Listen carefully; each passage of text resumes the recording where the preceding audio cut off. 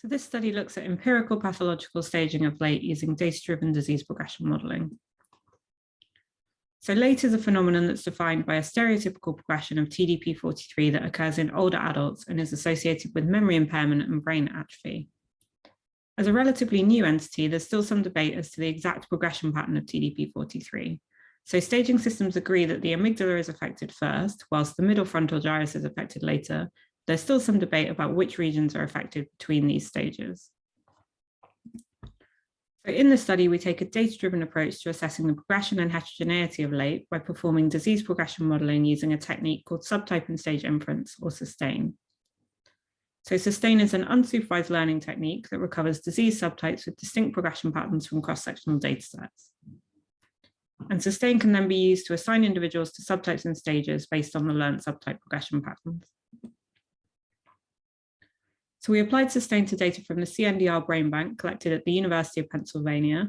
And we selected a sample of 283 individuals that had TDP43 pathology that was consistent with a secondary diagnosis of LATE.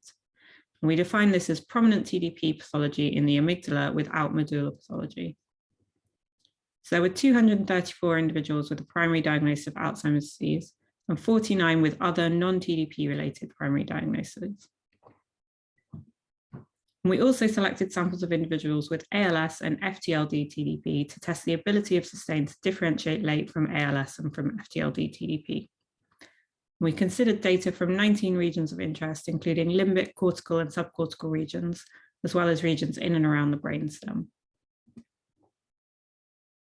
So SuStaln identified a single common progression of TDP43 pathology across individuals, and this was despite including a diverse set of primary pathological diagnoses.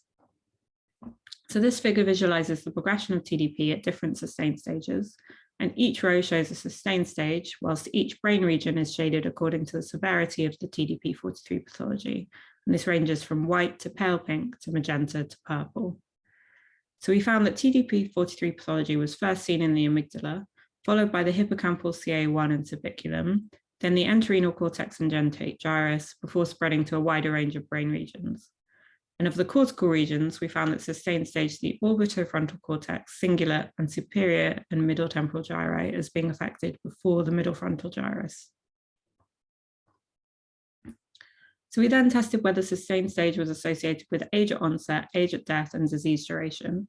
So here we're showing scatter plots for each variable, with each of the 3 variables on the x-axis and SuStaln stage on the y-axis. And we found that the stages assigned by SuStaln were positively correlated with age at onset and age at death, but not correlated with disease duration. So we then compared the stages assigned by SuStaln with the 3 existing staging systems shown in the table. So each box plot shows the range of SuStaln stages that corresponded to each stage of the 3 staging systems. So the U represents unclassified individuals that didn't fit with each of the 3 staging systems. So overall, we can see that SuStaln stage shows a good correspondence with each of the 3 existing staging systems. So finally, we also tested whether SuStaln could be used to discriminate LATE, FTLD, TDP, and ALS. So to do this, we ran SuStaln separately in each group to determine the progression pattern. And then we compared the probability each individual belonged to the progression pattern for each group. And what we found was that this gave a classification accuracy of 93% when using the SuStaln information alone, and this improved to 96% when we combined the SuStaln output with a logistic regression model. So the box plot shows the precision recall and F1 score for each diagnosis, with LATE shown in purple being the easiest to discriminate of the 3 groups. So the biggest factor in the ability to discriminate LATE from FTLD TDP was that individuals with LATE were almost exclusively at early SuStaln stages, whilst individuals with FTLD TDP were almost exclusively at late SuStaln stages. However, at stage 13, there were some individuals with both LATE and FTLD TDP, and we could see some subtle differences here between the patterns of TDP43 deposition. In particular, we saw that the amygdala and the hippocampal formation were more severely affected in LATE. So overall, we show that LATE has a stereotyped progression pattern.